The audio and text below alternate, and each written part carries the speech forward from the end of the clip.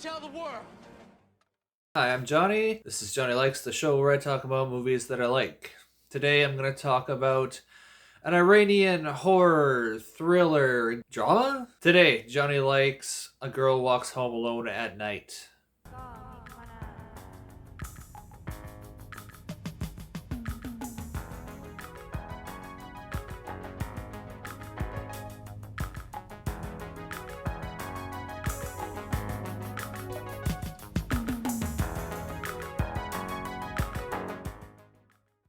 A Girl Walks Home Alone at Night stars Shelia Vard and Arash Marandi, and it was written and directed by Anna Lily Amipour. Sorry about the pronunciation if I got anybody's name all completely, if I pronounce it wrong.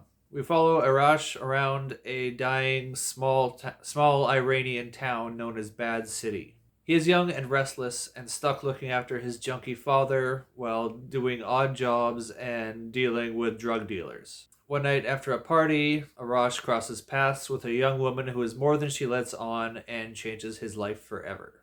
This movie was released in 2014. However, I didn't see it until October of 2019. I watched it during Spooktober that year. And 3.5 years later, I still think about it about once a week. It is haunting in the best possible way. It is constantly and consistently visually stunning. Plus, the plot and pace of the movie allow the shots to be absorbed more fully than they would be in a different, faster-paced movie. Oh yeah, it's also filmed in black and white and with English subtitles over what I assume to be Farsi. Yeah, it takes place in Iran. In a small city in Iran. Did I say that? Did I say that in the outline? I might have said that.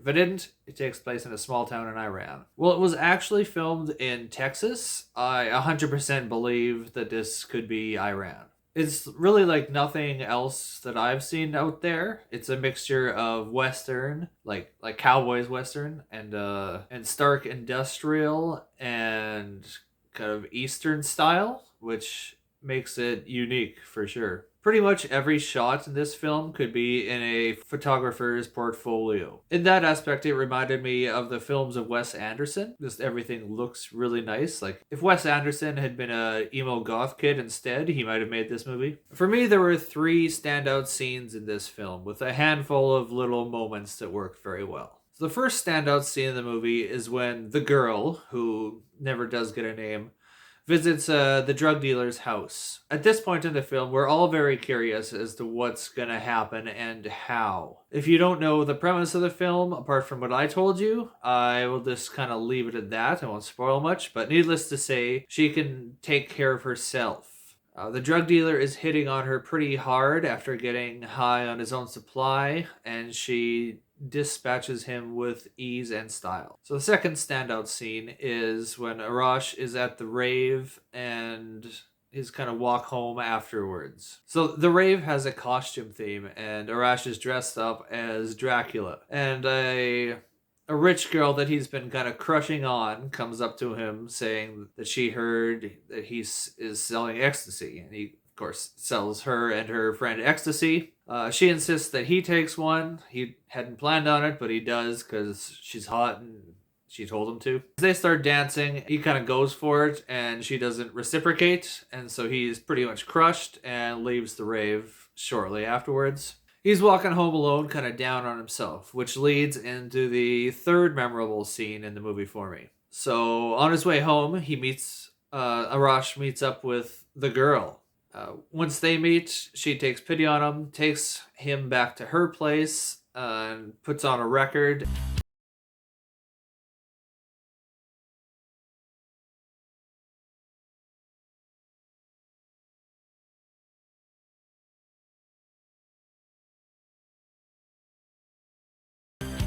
Little moments I like include the girl putting on makeup. Music in my heart, deep in my eyes, dancing from the opium.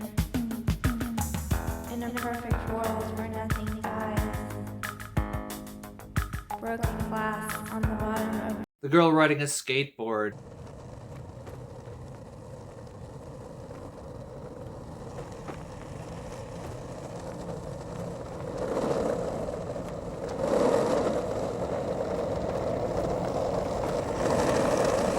and scaring the little boy she steals the skateboard from.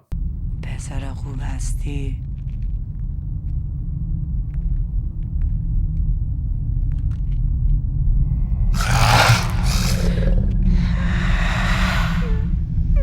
میتونم چشم. The girl miming the old man across the street.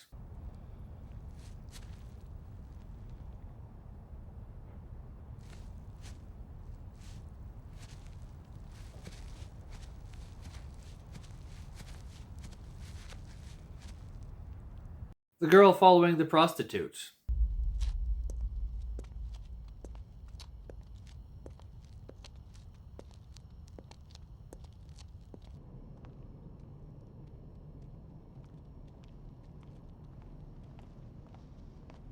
Music plays a large part in this film. I found the song choices to be incredibly effective at conveying both emotion and tone. You could tell that each song was very carefully curated and thought out and placed in the narrative. I wouldn't be surprised if the songs were thought of before the narrative was written and that the scenes were written around some of these. In some films, you can tell that a song was just an afterthought by the producer. It was what was available or what was cheap. Whereas this one does not have that feel at all. It's not meant to appeal to the lowest common denominator.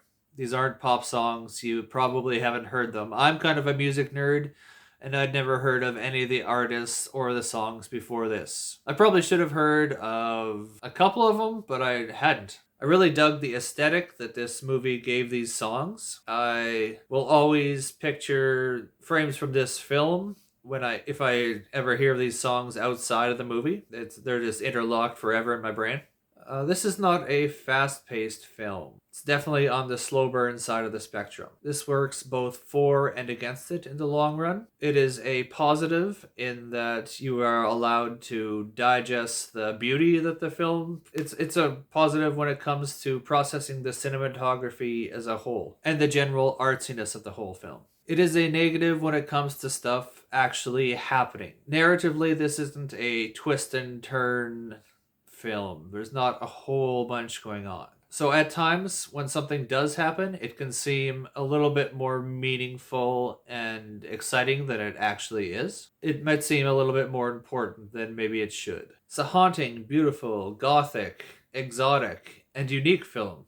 It's full of gorgeous visuals and a carefully curated soundtrack. The performances by the minimal cast were all excellent, with our two leads being standouts. The story was a little lackluster, however, and for my tastes, it was just a little bit slow. I did appreciate the ambition and originality here. I always enjoy when someone does something that is unique and original. I like it when they try to do something a little bit different from the mainstream. I'm going to give this a 4 out of 5. If you like this, you might also like It Follows, another indie suspense horror drama that I quite enjoyed. The Man Who Wasn't There, for more modern black and white prettiness. And Let the Right One In, or Let Me In, kind of indie vampire movies that evoke a little bit of the same feelings that this movie does. So, what's your favorite artsy vampire movie? What's the best modern black and white film? Are there other Iranian horror movies out there? What's a good one if there are? Talk amongst yourselves in the comments. If you could like and subscribe, that would be neato. It's quick, free, and relatively painless. Plus, it really helps me out. Thanks for watching me rant about movies for a little while. Come back next time and see what else Johnny likes.